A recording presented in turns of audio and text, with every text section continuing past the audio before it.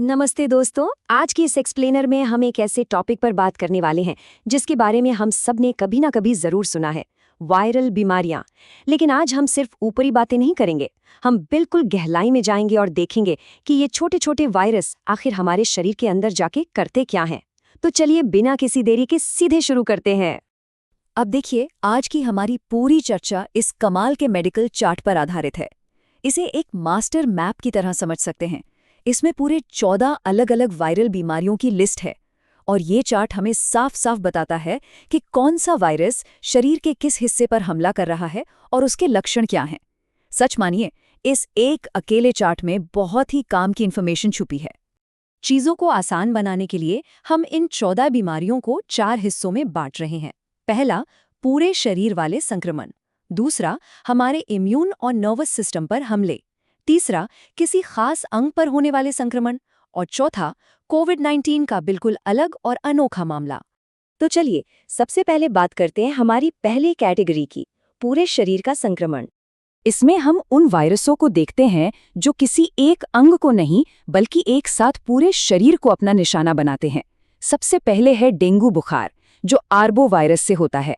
इसे अक्सर हड्डी तोड़ बुखार भी कहते हैं और इसका कारण भी बिल्कुल साफ है। इसमें सिर, आंखों, मांसपेशियों और जोड़ों में भयंकर दर्द होता है। ऐसा लगता है जैसे हड्डियां टूट रही हों। फिर आता है इन्फ्लुएंजा, जो मिक्सोवायरस ए बी की वजह से होता है। इसके लक्षणों में पूरे शरीर में दर्द, गले में खराश, छींक आना और बहुत ज्यादा बेचैनी शामिल है। और फिर है खसरा यानी मॉर्बिली वायरस, जिसमें पूरे शरीर पर लाल दाने निकल आते हैं। मतलब ये वायरस हमारे पूरे सिस्टम को एक साथ घेर लेते हैं।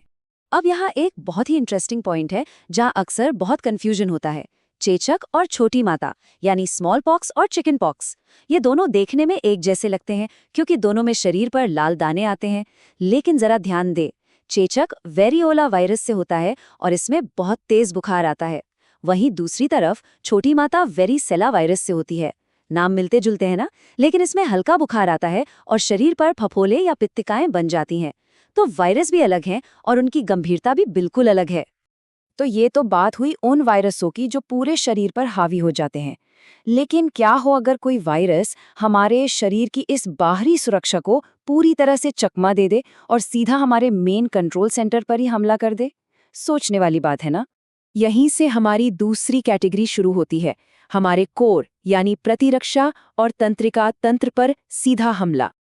अगर हम इस चार्ट को ध्यान से देखें तो शुरुआत में ही एड्स के बारे में एक बहुत ही ज़रूरी बात बताई गई है। एड्स, जिसका पूरा नाम एक्वायर्ड इम्यूनो डेफिशिएंसी सिंड्रोम है, ये HIV वायरस की वजह से होता है। ये वायरस करता क्या है? ये सीधा हमारे इम्यून सिस्टम यानी हमारे शरीर की रक्षा करने वाली श्वेत रक्त कणिकाओं, जिन्हें हम WBC कहते हैं, उन पर प्रहार करता है और उन्हें पूरी तरह से खत्म कर देता है, हमारी ढाल को ही तोड़ देता है। इस लिस्ट में थोड़ा और आगे बढ़ें तो नर्वस सिस्टम पर हमला करने वाली कुछ बहुत ही खतरनाक बीमारियां दिखती हैं। पोलियो को ही ले लीजिए। ये पोलियो वायरस से होता है और सीधा गले, रीढ़ की हड्डी और नाड़ी संस्थान की कोशिकाओं को बर्बाद कर देता है। फिर है रेबीज, जो रैप्डो वायरस से फैलता है। इसके लक्षण सच में डरा देने वाले हैं।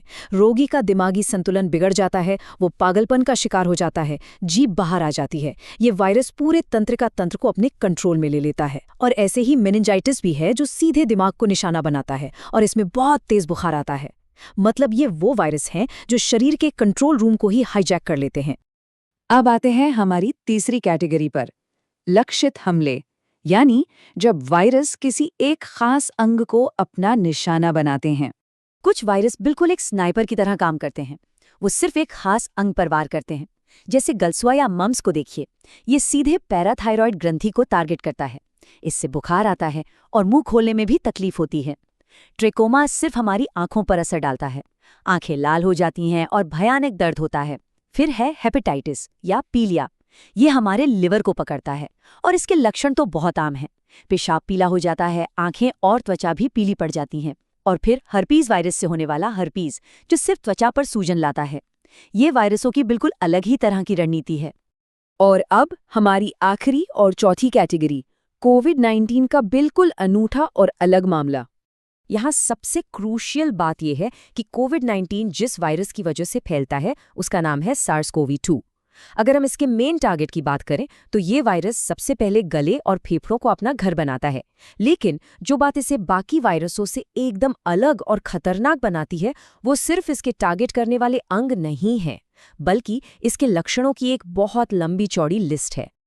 आप जरा इन लक्षणों की लिस्ट पर एक नजर डालिए। अभी तक हमने जो बीमारियां देखी उनके 2 या 3 मेन लक्षण थे, राइट? लेकिन कोविड-19 के लक्षण बहुत ही अलग-अलग तरह के हैं। बुखार और खांसी से लेकर स्वाद और गंध का गायब हो जाना, गले में खराश, सिर दर्द, दस्त और सीने में दर्द। बात यहीं खत्म नहीं होती। त्वचा पर चकत्ते आना, खुजली होना, सांस लेने में भारी दिक्कत और कुछ सीरियस केसेस में तो इंसान का बोल ना पाना या हिलडुल तक ना पाना।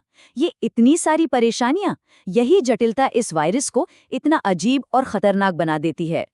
तो आज हमने जो भी देखा, चाहे वो त्वचा पर निकलने वाले आम से लाल दाने हो, नर्वस सिस्टम को पूरी तरह हैक कर लेना हो या फिर कोविड-19 की तरह पूरे शरीर के सिस्टम को जैम कर देना हो, ये सब हमें एक बहुत बड़े सवाल पर लाके खड़ा कर देता है।